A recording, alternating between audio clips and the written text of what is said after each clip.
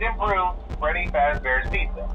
I'm here to talk you through some of the things you can expect to see during your first week here and to help you get started down this new and exciting career path. Now, I want you to forget anything you may have heard about the old location, some people still have a somewhat negative impression of the company.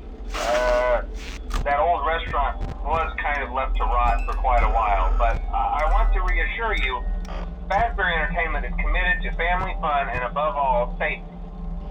They've spent a small fortune on these new animatronics. Facial recognition, advanced mobility. They even let them walk around during the day. Isn't that neat? But most importantly, they're all tied into some kind of criminal database so they can detect a predator a mile away. Heck, we should be paying them to guard you. Now that being said, no new system is without its kinks. You're only the second guard to work at that location. The first guy finished his week but complained about conditions. We switched him over to the day shift. So, hey, lucky you, right? Mainly he expressed concern that certain characters seemed to move around at night and even attempted to get into his office. Now, from what we know, that should be impossible. That restaurant should be the safest place on Earth. So while our engineers don't really have an explanation for this, the working theory is that the robots were never given a proper night mode. So when it gets quiet, they think they're in the wrong room. So then they go try to find where the people are, and in this case, that's your office. So our temporary solution is this. There's a music box over by the prize counter, and it's rigged to be wound up remotely. So just every once in a while, switch over to the prize counter video feed and wind it up for a few seconds.